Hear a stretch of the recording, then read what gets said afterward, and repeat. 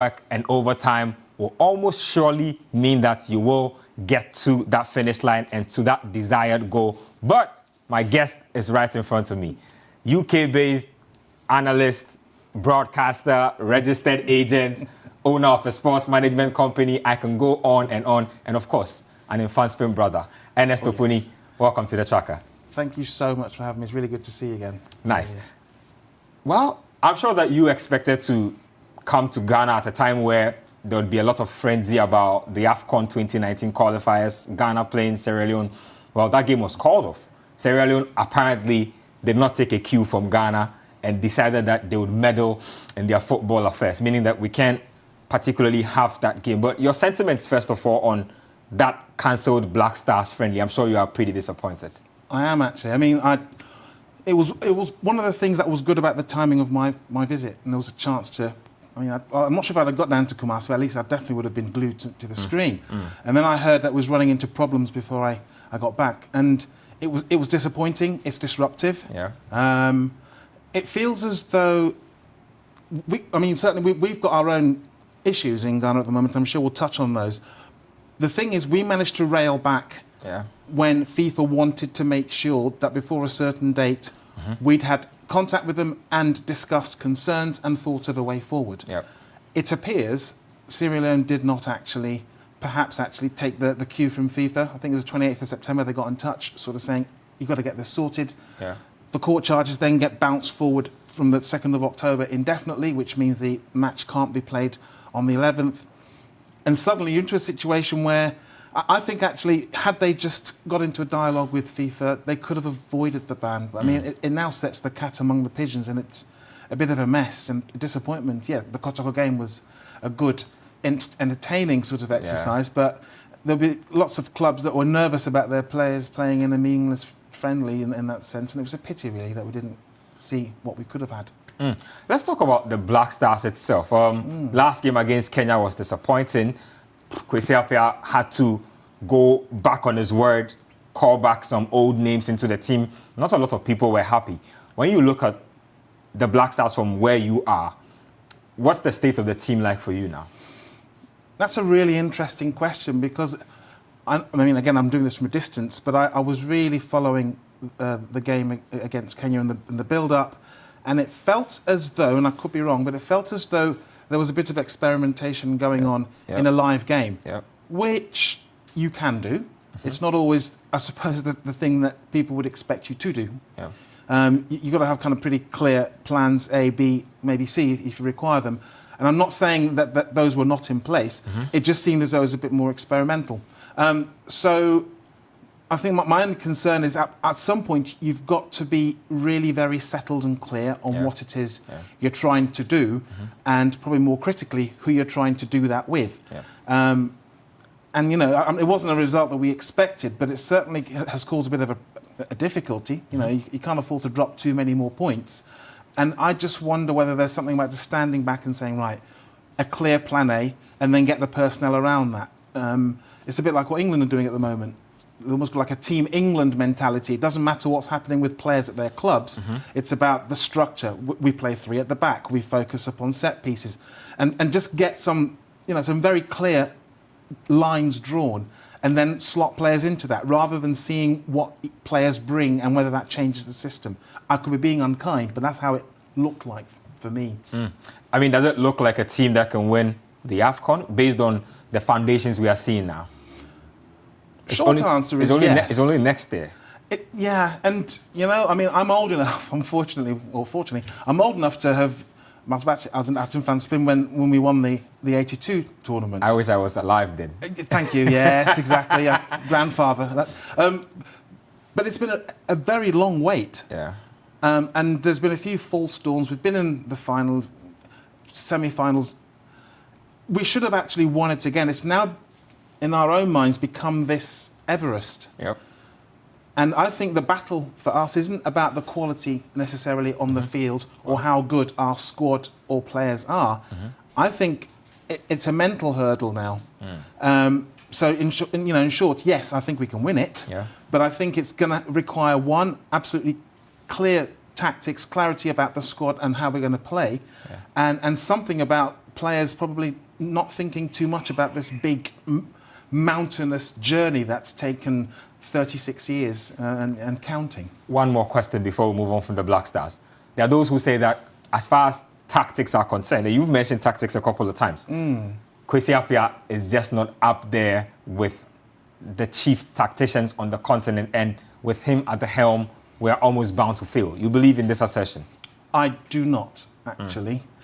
I am never in that kind of space of, if you like, kind of abandoning the capacity of a coach to evolve. Yeah. I think the most successful coaches are the ones that are willing to evolve. So I guess the question posed to Mr. Appiah will be, is he willing to actually do that? If he's capable of doing it, then absolutely, why not? Yeah, we're good enough, and I'm not gonna bin him just yet. Don't bin Kwesi Appiah just yet. Let's talk about the Normalisation Committee now. Now, they hold the keys to whatever happens in Ghana football now, and indeed whatever will happen going forward for the next couple of years. They've held a couple of meetings. The last time they held a meeting, they agreed that some form of competition had to be enacted just to make up for the absence of the local league. Now, the formats, the numbers, and the specifics of that competition was not mentioned, but we hear it's in the cooker. Okay. What have you made of, first of all, the whole corruption saga that led to the disbandment of the GFA and consequently the Normalisation Committee, before we even delve further into those matters? Again, showing my age, there's an old song, I think it may be by Roberta Flack, and there's a line that says sometimes the darkest hour is the one just before dawn. So for me, I would like to think, yes, would you have chosen for what happened to have happened? Perhaps not. But does it present an opportunity for us to really turn things on its head and make it a positive experience? That's how I prefer to focus upon it. And obviously the Normalisation Committee has got an absolutely vital role in there. They're kind of holding a bit of a bridge between what was and what we hope could be. And I also think, certainly from the distance, that they've got a very clear mandate. You know, one of it's about reviewing the statutes, ensuring that Article 15 of FIFA is adhered to, that our statutes are right. The day-to-day, as you mentioned, some of the operational stuff, and then looking at making sure that there's something clear about what you can hand over to a new GFA, if you want to call it that way. I think we need to support them. First and foremost, I think you've got probably the right kind of skills on the committee. For me, I don't think it's necessarily about football what we're dealing with. We're dealing with organisational restructuring, culture change. You're dealing with clear communication about a new vision. So I mean, you've got the right people for me. Talk about culture change. Yes. You've been in and out of here for a while. Yes. What about the Ghanaian football culture, especially the old Ghanaian football culture? What about it needs to be touched by the Normalisation Committee? I think it's a chance to sort of reset and reload. The previous culture, I think we are blessed with natural ability, and some of our success has been quite organic. It's not structured probably in the same way if you look at, say, Germany, where there's entire programs of development and they come to fruition and all that sort of stuff. We leave a lot of things to chance. That is one way of looking at it, certainly. And that can be quite good. You know, Brazil are a bit like that themselves, you know, when there's the natural ability. This gives us an opportunity, though, to actually structure it. We've got a chance to look at making sure that the governance is right, that we are very clear on how we're going to develop youth going forward. We need to think about how we support the game locally.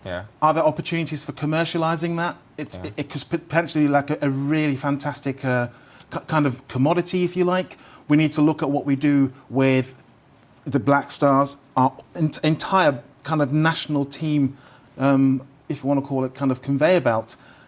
What does the Ghanaian player look like? What is it we're looking for? How do we want to develop that?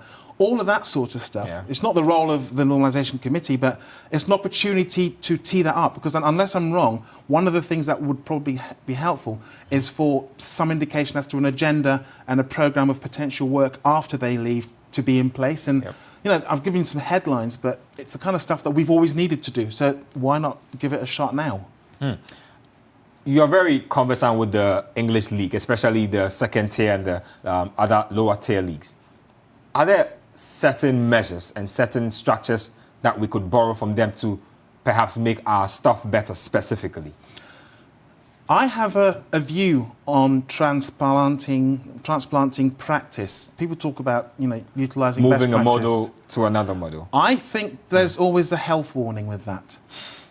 Purely and simply because the reason why something works, particularly, say, in England, is not just the model of delivery, it's about the circumstance and the context of England. So if you transplant that to Ghana, we've got our own cultural differences. And that way it doesn't automatically fit. So what I'd suggest is if you understand not what was done, but why it worked, and see if there are parallels you can draw locally, then that practice can be transplanted. And then you might look at models. As they say, form follows function. So when you're clear on what it is you're trying to do or what you're trying to get, then you can look at putting in means of actually delivering that. Let's just finish on the Normalisation Committee. Let's say you leave Ghana and come back, say, in a year's time. What are 3 things that you expect them to have done? 3 things you expect them to have clearly also defined for Ghana football? Well, when you say expectation, it's it's a tough gig, and I suppose rather than being as strong as expecting, I'd say what I'd hope, because they're leading an agenda, but they're not the only stakeholders involved. True. And for me, obviously, I'm hoping that whatever vision has been drawn for Ghana football has got all the relevant stakeholders. I believe they're talking to some of the actual football folks, some of who didn't feel they were involved. That's fine, make sure they're involved. I think a clear direction of travel for the GFA in terms of a vision, a clear statement of its mission and its purpose. There's a chance here to make sure that's right. I'd like to see that in place. And I'd like to see potentially some people gathering around some key themes, be it commercialisation, be it youth development, be it referee capacity, be it something to do with, I don't know, some kind of a youth structure. I think we've got a missing opportunity. We haven't got structured youth football. Is there something there? Identifying streams of work would be something that they can do. Let's not forget, they've only got about, 5 months? So they're not going to build Rome in a day, which is what 5 months feels like. But certainly, those would be the things that I'd like to see. People that need to be involved, having a clear idea on the direction of travel with some clear programmes of work to deliver that vision. So you heard Ernie speak about the Normalisation Committee, what needs to be done. He says he's hoping and not expecting. Well, I think that's just erring on the side of caution. But let's now turn our attention to the diaspora select side. The players who could have played for Ghana but decided that for one reason or the other would choose to play for another country. We begin our list off with none other than the controversial, the outspoken, the larger-than-life figure, Mario Bewa Balotelli, born to Ghanaian immigrants, and of course, plays his football for the Azzurri of Italy. Now, he's been all over the place. Inter Milan, AC Milan, plays his football these days for OGC Nice. He's also a Premier League winner with Manchester City. Ernie, Mario Balotelli has always been a massively interesting character. And on your screens there, we have some clips of Mario Balotelli doing his thing there, his best goals and his skills out there. So Mario Balotelli, the guy. Yes, this was against Germany, I believe. Yes. That's in the middle of the Euros. Yep, the Euros, yeah. See, on his day, Mario Balotelli was always, I think still is always, a game changer. Not only is the opposing side not sure what he's going to do, because he's so organic in what he does, I don't think he knows what he's going to do, which is what makes him exciting. Has he got ability, talent, technique? It's all there. The question mark's always been about, I suppose, focus, his motivation. And he seems to be a player who needs to be embraced by whichever club he's playing at in order to get the best out of him. And that's not always been easily achieved, which I think is the problem. I don't think we're looking at a player that's not great. I think we've not seen a player who's found it easy to find a home. And that's impacted on how effective he's been. You spoke about on his day. When or what are the factors that come together to ensure that Mario Balotelli has his day? I think for him, he needs to be in a headspace of a manager who trusts him, teammates who actually understand that he's going to freestyle and accept that, and I think fans that are really quite supportive of him as a bit of a maverick. I was at Old Trafford when Man United lost at home 6-1. You might remember that match. Balotelli got 2 goals that day. And as someone who was probably more supporting United than City, that was a painful game to be at. But it was one of the most complete performances, and all those things were in play. He had a good relationship at the time with the manager. People like Yaya Toure and others were just letting him do what he needed to do, and the fans absolutely loved him. He still found time to raise up his shirt and say, "No, why always me?" Because that was before the game. But he was in a good headspace, and that was him effective. And the United defence couldn't live with him that day. That's him on his day. Then you see other times he may as well not bother being there. Liverpool fans may not have noticed he was there. Well, the man says that he loves Ghanaian jollof, and every now and then he finds time to taste Ghanaian jollof. Yeah. Is he the type of guy who we could have handled down here in the national team if he had decided that, you know what, I want to play for my motherland? It's that big question, and that's always been the question mark for me. And it's always been, for me, something I've grappled with. When you're looking at a player with that degree of ability, for me to even have a question mark as to whether you'd go after him suggests that there is a big question. I don't know, because I've not yet seen... What are his motivations? What do you do, or what atmosphere do you create to ensure that Mario Balotelli is not being a troublemaker, but he's letting his larger-than-life personality rub off positively on everybody? I don't even think Mario can give you the answer to that, which is what half the problem is. I know Mancini thought he'd got bits of it, but Jose Mourinho famously said when he had him at Inter that this is a player I give up. I don't know how to engage with him. Yeah. I think Mario is someone who, if he understood his own motivations better and could communicate it, people could try and slot in around it. He's not clear. Clubs aren't clear. Therefore, you're just going to go with what you get, and that's why it's unpredictable. Interesting stuff out there. But you don't believe that we've had a cultural divide or a cultural gulf between us and, let's say, the Western world, and perhaps that's why we have issues dealing with some of these guys. Kevin Prince Boateng is a good example. I think there's... For instance, the kid from the United Kingdom or the United States will not take affront to certain statements. Meanwhile, those same statements will probably trigger a Ghanaian player. Sometimes you don't think that these things are a lot more cultural than attitude now. It's a really good point. You absolutely kind of illustrate with that. I think there's always, you can't just slot in. I mean, I was born in England. I came back. I lived in Ghana.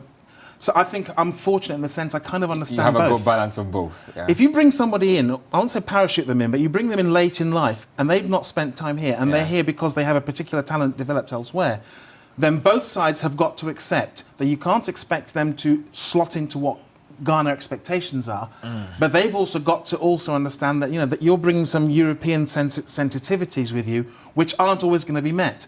Now, how much of that conversation happens? What do you do to help players acclimatise? Do they just show up and show up in the team, or do you find some ways of actually helping to integrate them into their, into society? Yeah.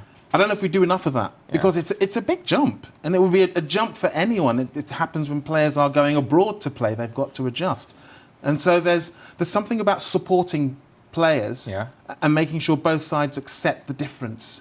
I think that's what's required, and that's easier said than done. I know that if I was asked if Mario Balotelli should play for Ghana, I wouldn't blink twice. You'd say absolutely get him in there. All day, every day, I'm having Mario Balotelli. Easily one of my favorite players of all time. Interesting. Of all time. Yeah, very interesting. I know. Yeah. It's very interesting. I suppose it's almost like a risk and reward. It's the balance between what you know you'll get on the pitch, but also potentially what might happen off behind the scenes, and which one outweighs. Has he hit a ceiling? And where do you expect him to go from OG Nice? He was trying to force through a move to Olympique Marseille.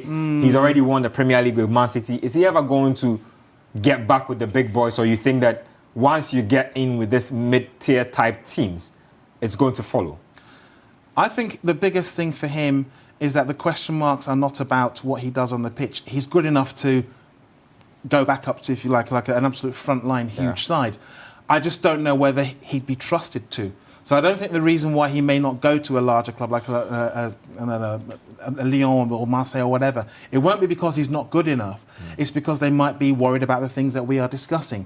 As a result of which, potentially, he needs to really focus on a really good couple of years where he is now, with not too much noise around him, and then he might have a chance. Because I think he's still young enough and still good enough to really punch his weight with a top side. Well, I don't know if Danny Welbeck is still young enough, but he manages to find time to come to Ghana. breezes through the airport, doesn't stop in Accra, goes straight to Kumasi, enjoys fufu and abenkwan with his grandmother, and then he comes all the way back and again doesn't stop in Accra and back to England. How is it that somebody who finds this level of attachment with Ghana and with his hometown and home village then want to play for Ghana?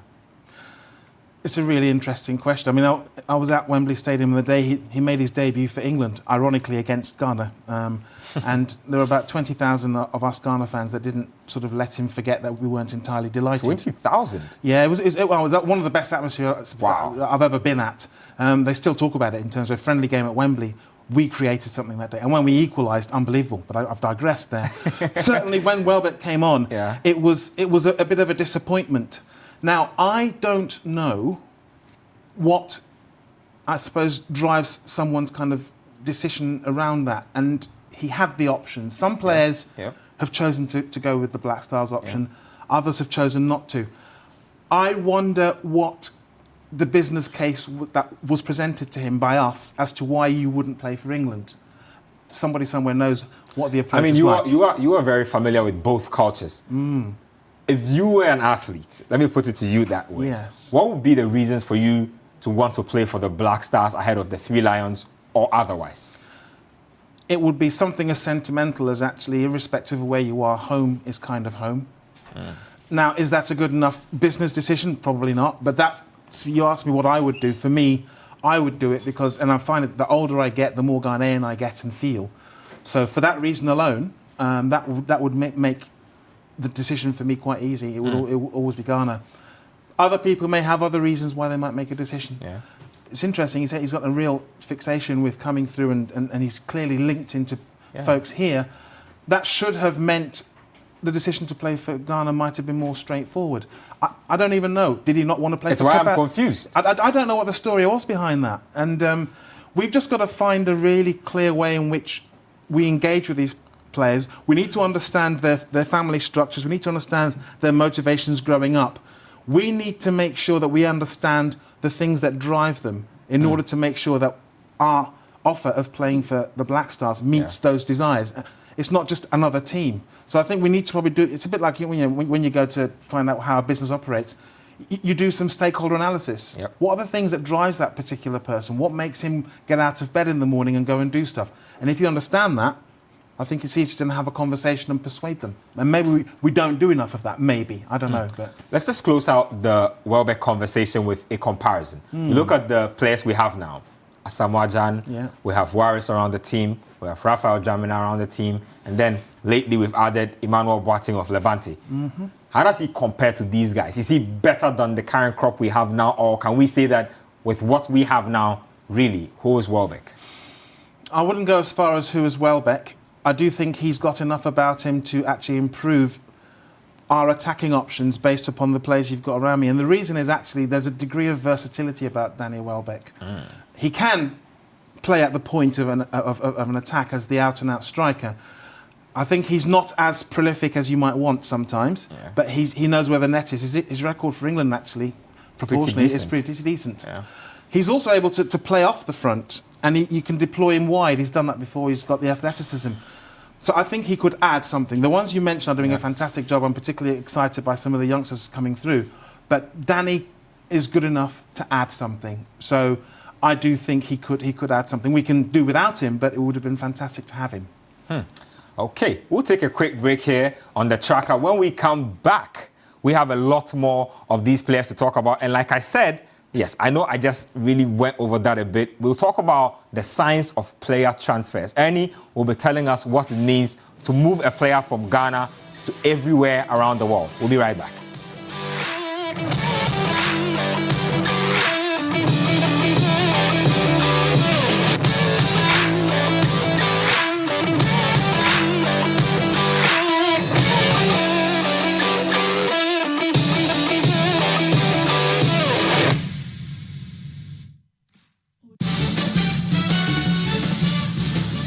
For regular news checks as they unfold. 2020 news, all day, all the time. Politics, sports, entertainment, business, and more.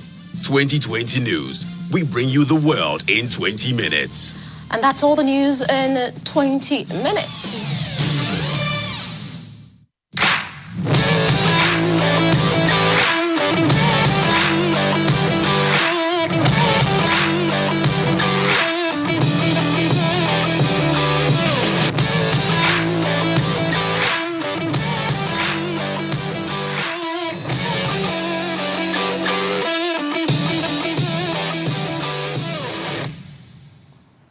Welcome back to The Tracker here on Citi TV. Next on our bill is a man who has a Ghanaian tattoo on his body. He even has an African tattoo on his body. He says that he's been to Ghana once when he was really, really young. His elder brother has had the chance to play for Ghana.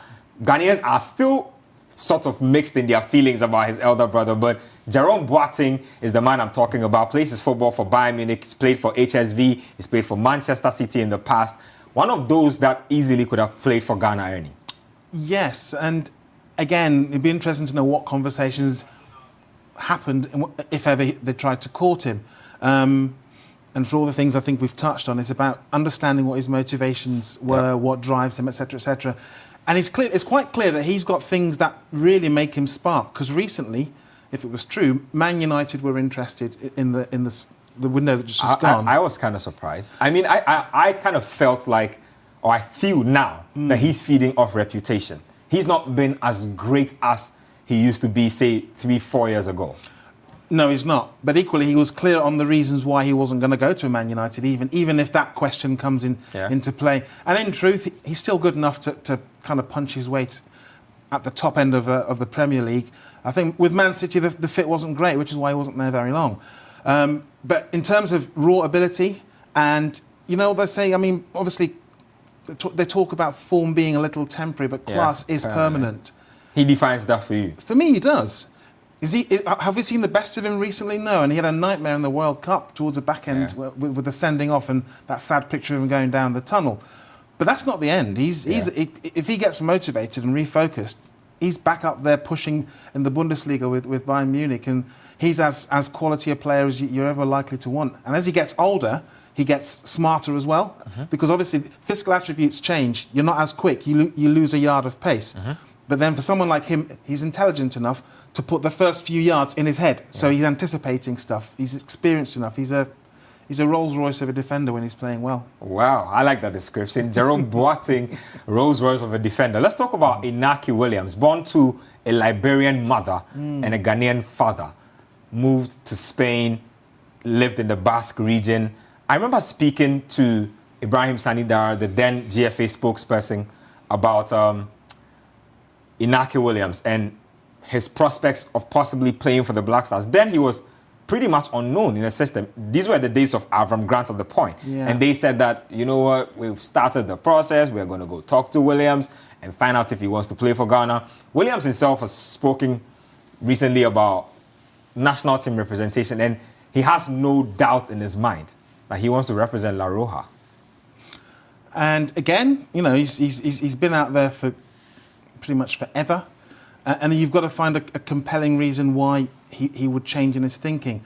And why not? You have a better shot at making it for Ghana. You are Inaki Williams, scoring against the likes of Barcelona and Real Madrid. You don't think that the Ghanaian handlers down here will accord you a certain type of respect? You don't think that you are possibly more likely to lock down a long-term position here? In terms of that security, absolutely. He becomes a much bigger fish in potentially a smaller pool, without being disrespectful to the Black Stars, because obviously playing for Spain's a whole different ballgame. For me, I think some of it is as well, I don't know whether we wait too long, and once players are starting to establish a reputation, that's when the competition started. Because there are young players that I'm kind of aware of, who might not be on the radar as yet. And you probably need to get involved and court them a bit earlier. But I don't know how long our conversation's been going with Inaki. Again, clearly he's got a huge amount of potential. We talked about our attacking options. You feel like he's someone who could add value.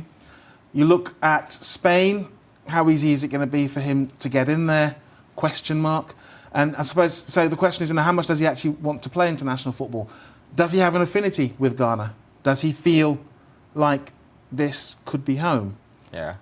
Because if it doesn't, then he's probably going to look elsewhere. So what's been done to make him feel like there's a connection between himself and us? I don't know what.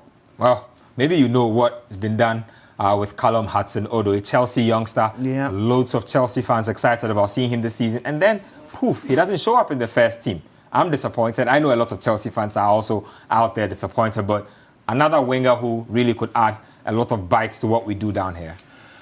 I think his biggest issue, and you described a really quite interesting thing, I think it's a particular Chelsea issue, possibly Man City as well. There is a reason why you get players who play for England in a World Cup who are deemed not good enough to be in the Chelsea first team, for argument's sake, and they go out on loan to places like Crystal Palace. And you know, even after the World Cup, they can't get into the side. Man City have a similar situation with a player called Phil Foden. Yep. They have managed to bring him into sort of League Cup matches, but Chelsea have a particular challenge. You know, Loftus-Cheek is fully established. You look at people like Ethan Ampadu, who's now obviously opted for Wales. Yeah. He's another one that we could have looked at. Is he ever going to get in ahead of that? I don't know. Chelsea is a fantastic academy. Mm-hmm. It creates lots of good quality. I don't know whether it creates lots of good quality that will ever make it to the front line at Chelsea. So that's the problem that Mr. Odoi is actually going to have. He's not alone. You think he's good enough, though? I think. You think he's good enough to break into this Chelsea first team? Question mark. And the fact that I've paused suggests that perhaps what might be a smart move for him is to go and get experience elsewhere. Chelsea, we know how much they loan their players. That's the model. If you come through Chelsea, you're going to have to accept that. So, you know, there's people like Izzy Brown who went out on loan. Yeah. Tammy Abraham did the same. Maybe that's the route for him. Isn't Hudson-Odoi more exciting? Doesn't he have more to his game than the lads you're mentioning? I mean, I know that the likes of Charlie Musonda have gone on loan. They've been deemed great talents in the past, but Hudson-Odoi. Okay, I'll flip it on its head and I'll be really unfair. So who would you put him in the team ahead of? Well, he's not making an entry into the starting 11, but I'd keep him around and give him 10, 15 minutes every time. Who does he replace? That's a bit of a puzzle for me. Exactly, and you've probably just answered the question. My gut feeling is just like yours. Is the kid good enough? Absolutely. But then you've got to think match to match, day to day, fixture to fixture. Who is it that comes off to give him that 15 minutes? If it's a tight 1-1 match... Maybe Willian? Potentially. Is someone that you could look at, give him a chance against that. I'm not sure you'd necessarily hook someone like Hazard off for him. No, not happening. Not the fans will have you for breakfast. Exactly. So, I mean, certainly for him, you would think perhaps if they were really trying to do stuff in maybe the League Cup or the FA Cup, does he get involved in that? It's a challenge for Chelsea. It's a challenge for clubs like Man City, where there isn't also the patience to wait for players to fulfill potential, maybe over a couple of years. Yeah. It's not about having necessarily the right player, it's about having the player right now, which is why they can produce what they do and still go and spend telephone number transfer fees on foreign imports, because no Chelsea manager, and Chelsea itself, their thing is about, you know, the speed at which managers go out to ejector seat. You haven't got the time to not hit the ground running with a superstar. So obviously if you can spend a few million and get someone who's ready straight away to help you win matches, that's what you'll do. If you take a chance on a youngster who might prove that they're good enough, you'll probably be out the door before they actually become the flourishing player that you expect. So it's a difficulty. Well, the next player on our list here is somebody I find interesting, shares my name, Benjamin Heinrichs, German international right fullback. The last time he was in Ghana, they actually reached out to me, and from the conversation we had, I got the inkling that he's somebody who's going to come back into the country a lot more. Right. But he still decided to go play for Germany. Decided that he had more attachment to Germany, the nation, than to Ghana as a nation, and feels that he's better off with Diamond Shaft. And I'm bringing him in because his position especially has come under scrutiny with the Black Stars, the right fullback position. Your thoughts on Heinrichs and perhaps what we could have done right for him, and if he indeed has the potential, like I think, to have been a long-term right back for the national team? I agree, certainly that potential-wise, yeah. I mean, we're okay. We've got some some real stalwarts, people like a Harrison Affles, but they can't go on forever. Exactly. And part of the situation for us has got to be a clear approach to succession planning for some of these positions. So, yes, he would have been ideal for us. But I'm sound like a broken record, but what is the offer beyond perhaps Ghana being a wonderful holiday destination? What should we be doing apart from selling sentiments to people? I think we need to be really getting into them a lot younger down the line. I don't know when the first conversation happened with this young lad. How young is young? I know for a fact that there are clubs in England that start to do trials for kids at the age of 4 to 6. That's how young. Wow.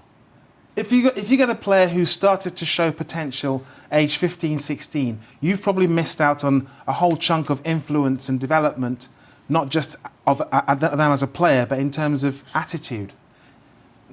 It's a difficult question. Did you just go then looking for every 4 and 6-year-old Ghanaian? Yeah. It's not an easy thing to do. Yeah. But there are ways of probably working harder, and it's about if you've got networks of people who follow football around the globe, who have Ghana's interests at heart. I'll put my hand up and say I'm one of them. Yeah. Is there a way of utilising that kind of intel? Because I'm sure there are people you could speak to in countries around who can give you names that we haven't even heard of yet. Yeah. But you've just got to use the networks that we've got out there of people that are willing to help almost do your scouting for you, put people on your radar early enough. Because by the time they're presenting what they're presenting that we're discussing here, it is probably too late. They've probably already had some under 16, under 14 or whatever representation elsewhere. Felt some level of attachment to that other nation already. Exactly. And a lot of those countries are great as well. You know, you look at Germany, you look at Spain. They don't just bring through individual players, they bring through cohorts. They bring through groups of players who will probably almost graduate through from under 16 through to the full national team. It's the reason why the German national team has got quite young players who've got 70, 80, 90 caps, but that's because they started actually as a group. You know, if you look back at like under 20, they were playing together. Sure. Spain did the same thing. Sure. So again, we've got to be a bit more structured. I think I spoke about it as part of the agenda after the Normalisation Committee. We've almost got to have a strategic approach. To be deliberate. To be deliberate in how we actually define what we want for the future and how we go out and find it. And how we do not ignore what's on the ground as well. That's important because there's talent here in Ghana. So it's a big combination. But we've got to start early and we've got to be clear. Otherwise, you're behind the curve and you're chasing a disappearing bus. I want to ask Kevin what Memphis could do for Ghana, but what can he do outside football? He's already started a foundation here. He was here in the summer just before he left for pre-season at Olympic Lyonnais, started something for deaf and dumb footballers, a foundation of some sort to help them out. Interesting prospect. Ghanaian father also in the mix there, Dutch mother. And clearly somebody with some... As a Manchester United fan, how do you feel about him now? I think timing is everything. I don't think Man United came even close to seeing the best of him. And he came into a team that was in transition. The problem for Man United is after Alex Ferguson left, I don't think they realised how much they were in transition. So lots of players came in there, were expected to continue a journey that had ended. So straight away there was stress and pressure. You know, even people that are there now. People say that Memphis wasn't acting professionally and mature enough. He was partying with his friends. He was buying all kinds of fancy cars in a new city where he was expected to focus, calm down, and play football. He wouldn't be the first player that maybe had those tendencies. I asked the question, if he'd come in under Alex Ferguson, those things might have started, but they'd have been managed. So there's a responsibility for how the club as a whole ensured he could settle and maybe step away from some of those tendencies. But Man United as a club has really struggled to maintain its course because too much changed too quickly, and now you've got a situation where they're quite a way away from the club that Sir Alex left. So any players coming in, I don't think they came in at the best time. But Memphis, is he a talent? Undeniably. Has he got ability? No question. Could he add value to us? Absolutely, he could have done. But I think that boat sailed, hasn't it? Has it hit his ceiling yet? I suspect not. I think the Man United episode would have been a bit of an unwelcome bump in the road for him because he was on an upward trajectory, wasn't he? The move to United was meant to kind of put him there. And where he is now, he's in a fantastic place. But I think if you go to a club like a Man United and it is perceived it didn't quite work, the best you might have is a suggestion that you've moved sideways. I'm not sure if that's fair. I think he can go there and really flourish. If you think they should reignite that buyback clause? I think he's got to make a case for them to want to do that, actually. Hasn't he made a case already? He has, but again, which manager was it he was making the case to? Man United used to have kind of very established management arrangements, and it's now looking a bit more like a bit of a revolving door. So I don't know even know if they're looking at him. I don't know if he's on the radar for Mourinho. He certainly was someone that I'm sure Van Gaal was aware of, and what was the situation prior to that, etc., etc. United as a whole isn't as structured as it once was, so maybe they're not looking at it. United isn't as structured as it once was. No. I didn't think you'd admit that, but honest revelations. Finally, Alexander Tete. The first time I saw Alexander Tete, I'd share a little confession with you. It was one of these holidays in Cape Coast back in the day, so I got a chance to go watch football at Top Yard. Yeah. Oh, yeah, I remember that. Yeah, by the beachside. Yeah. He was playing for Rosenborg at the time in Norway, Norwegian international. You know, he's Ghanaian, born in Accra, but obviously also took the same trajectory. Gained Norwegian citizenship, decided that playing for Ghana was a no-no. I mean, unlike all the others, he has a little different story because he was actually born in Ghana. He knows what it is like to be born and bred in Ghana. He's felt the system. He knows what the system is like. But he plays for Norwich City these days. Yeah. Very disciplined. I actually do like Alexander Tete, very disciplined central midfielder. I know, and I know certainly he was one of the favourites with Chris Hughton when he was there back in the day, someone who brought him along. And he's not a player that creates unwanted noise. He gets on with the job, solid, dependable. He reminds me a bit of like Anthony Allen, that sort of a holding midfielder, but he's also got the capacity going forward. That's a real big indictment, isn't it? If this guy was playing around at Top Yard and stuff as a kid, how did we lose him? There's a conversation to be had, actually. Has anybody actually asked some of these players, what is it that made you go the direction you did? We might start to get a bit of a handle on it. Yes, it feels like a bit of a loss, and he's a quality operator, but there's a reason why players don't necessarily gravitate towards playing for us. And I think we need to try and understand what that is. I do feel there's almost a conscious bit of work about engagement that we need to get better at doing than is the case at the moment. Well, now that we're done with going through our Diaspora Select side, let's talk about the business and science of football transfer. So let's say that I'm a kid who has football talent. Yes. And maybe I'm affiliated to a cold club, maybe not. Maybe I'm affiliated to a Ghanaian club, maybe not. Yeah. All I have are my street clothes on. Let's say I have my boots hanging on my shoulders, and you bump into me as a registered FIFA and FA agent. Yes. How do I turn that into a professional career? I think first and foremost, there's got to be a real clarity of the relationship between yourself and me.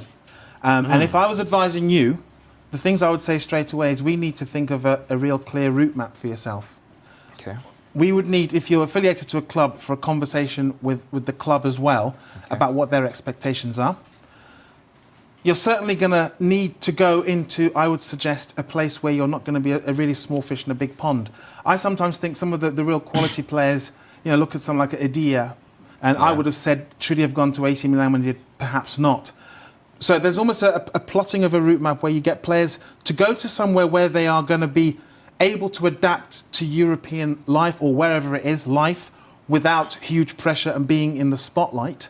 So I'd be looking, because some of the links I've got are in probably lower tier countries, to give players a chance to actually go and develop there. Don't look for the big buck straight away. And that's the other thing with clubs is if you can speak to clubs here where they're looking not just for a huge amount of money straight off the bat, because it's not going to happen. There's ways of actually structuring a player's route map of transfers where you can still be seeing some benefits out of a second or third transfer if you are patient with the first move. So strategically, are there things like loaning a player rather than demanding a big transfer fee? Do you let them go and then you take a big chunk of the sell-on clause? Because obviously if the other club that has taken him hasn't paid for him, anything they get is benefit, big chunk there. And then write-in clauses so you're seeing money down the line. I know of clubs in England who have sold players that you could mention are playing in the Premier League who have had 2 or 3 clubs since they left the original club, but that original club has still got an interest in a 4th transfer. Yep. And that's because they were sensible at the front end.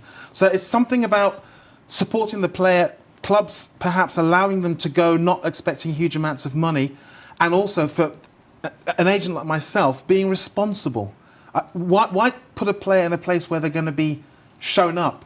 You know, because if you go to, I don't know, a big league like in Italy, you go to an AC Milan, they've got huge amounts of local talent. So in order to be accepted and to be able to flourish, you've got to be better than what they've already got. You might be, but equally, there's a chance you won't be.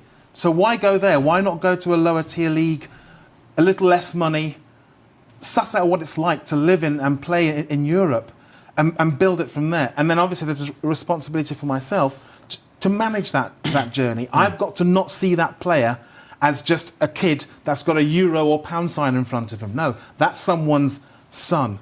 That's someone's brother. Are there instances where you need to literally build paperwork for individuals from the start? Birth certificates, passports, everything from the start? I think things have got better, haven't they? But certainly I think if you'd looked a couple of decades ago, some of that sort of basic information was stuff you had to go and dig around. It's a lot better now, and that's not presented as much of a problem in the kind of conversations necessarily that I've had. The difficulty now is because of the regulations around when kids can leave a country and go to somewhere like Europe, is if they're under the age of 18, that's not, you can't really do that. So you've got to figure out a way in which they can actually go post 18, find a home, find a place to develop, and actually then move on. And even when you're thinking about the promised land being the Premier League, they've then got to play for 75% of Ghana's competitive games in the 2 years preceding a transfer, because you know the threshold for work permits in England is so high. It's better in some countries, so it's better to take them to other countries and let them grow through that. Now, you've dealt with this system for a while now. If you had to make 2 or 3 changes to make the transitioning of players or the moving of players from Ghana to wherever in Europe a lot easier and a lot more meaningful, what would those moves be? I think, for me, I'd want to, and I'm hoping to do some of that, is to connect with the players a lot earlier in their journey, and to have a good relationship with the clubs, and to actually deal with it as a partnership between the club, the player, and myself, so that we're all facing the same direction. Because down the line, if the club plays alongside myself, we can make sure that the benefits are longer term and potentially better. For the player to accept, you know, you might go to an unfashionable place, but that's part of your development. So I'd want to make sure that was something front and centre. I'd absolutely insist upon that. And then, because I can then plug them into other places, I'd make sure that once they're established, it's dead easy then. You can just get them scouted. There'll be places where they can move to. It's the move from here to there that you've got to plan, and for people to have clear expectations and think longer term and not shorter term. And I've sometimes maybe fallen into the trap of being sucked into thinking shorter term because I think that's the only way you can do the business. No, I'd push back and say, look, let's structure this, let's make this more strategic, and let's look for a longer term conversation. And the clubs that are willing to do that and the players that will accept that, I think can flourish, and I can help them. Ernie, thanks for the education. I've enjoyed myself. It's always a pleasure. Thank you so much for having me today. Well, I'm sure that you enjoyed yourself as well. Next week on The Tracker, who knows? We'll be back with more excitement and more fun. Until then, bye-bye.